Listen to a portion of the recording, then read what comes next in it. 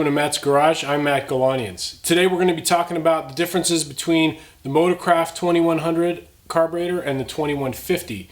When I bought the Bronco, it came with the 2100, but when I ordered a rebuilt carb from O'Reilly's in Woodinville, it came as a 2150. It's because it's interchangeable.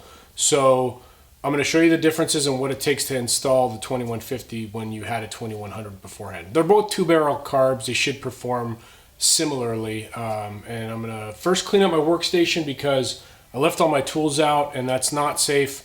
A clean workplace is a safe workplace, so that's priority number one, and then I'll lay out the carbs side by side and compare them. Okay, here on the right is the 2100 and on the left is the 2150.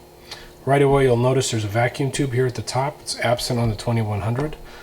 This vacuum tube goes to your charcoal canister for smog systems if you have it. The accelerator pump assembly is similar on the two, so there's no way to tell a difference there. And the choke assemblies on both is also relatively similar.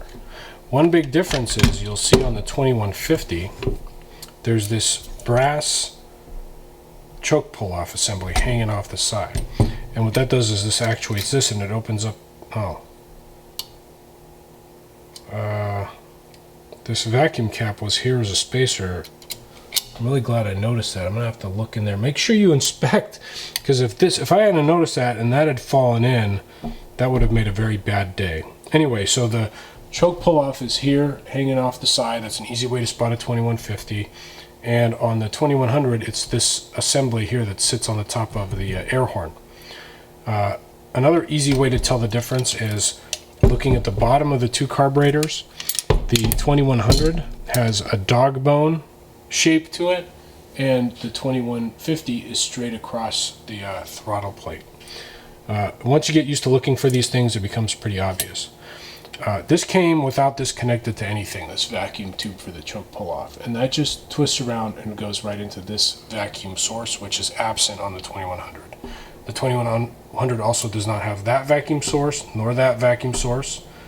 You plug all those things if you're installing them where you once had a 2100. This is interesting. I wasn't sure about this. I had to look it up. Basically, this comes through, it's not a vacuum tube, and into where the air cleaner is. The purpose is it filters the air that's being sucked down through the manifold and then back up to the stove, choke stove, which is basically a thin gauge pipe that brings hot air into the choke assembly that makes it work. By putting that on, you're filtering the air and you don't get crud in here. When I cleaned this one out, there was a ton of crud in that assembly, so keep that in mind if you're doing a rebuild. Otherwise, again, they function pretty similarly. They're both two-barrel carbs. I have really high hopes that this is going to work well. I'm going to try to put it on tonight. Before I do, I'm going to just scrape off these stickers. They look kind of cheesy. I'll take a picture first for the record, and then just look in there with a flashlight, make sure nothing else looks off before I put it on there. But otherwise, it should be pretty plug and play. One thing I do have is one of these kits. I've thrown some vacuum connections in there, but it's a kit full of vacuum port plugs, and those do come in handy. I'm going to put them on here in a second.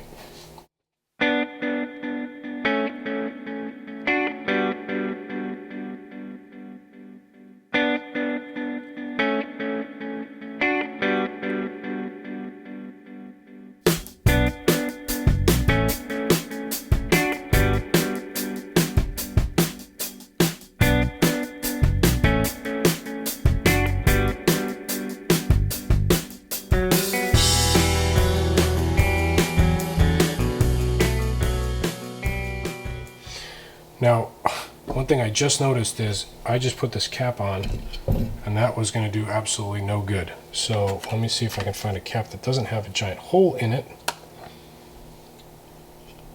Oh, it's not going to fit. Anyway, I'll plug that and there you go. Plug that and we'll get it going. I mean, now I'm worried that one of my other caps might have a hole in it. Let me just check. No. Okay, good to go. Stickers off, ready to run. One of the downsides about not getting paid to work on cars and just doing it for fun is you still have other responsibilities. So we're gonna go put the chickens in together. Beautiful sunset. Today was kind of the last day of summer. Finally got cold up here, and it was a short summer.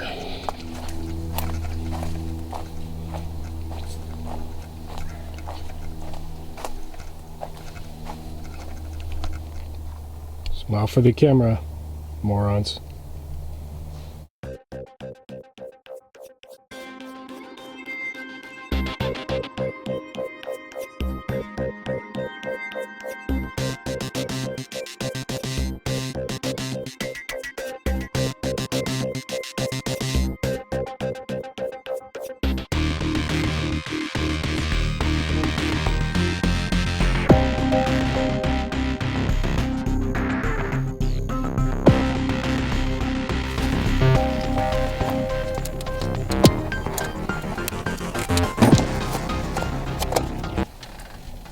Okay, little hiccup. There's this roller thing here, and that's where my throttle return spring needs to go, so I need to grab a wrench and take that off.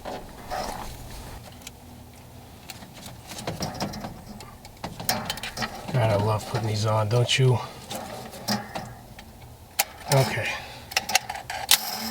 Good. Here goes nothing.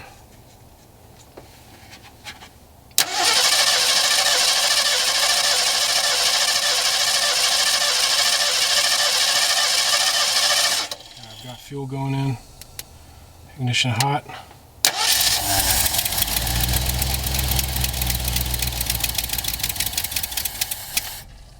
Okay, the choke opens up way too fast, so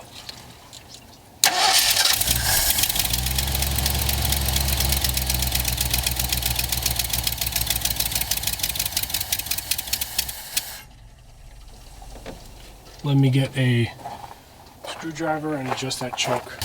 Okay, now that it's warmed up, it revs up just fine.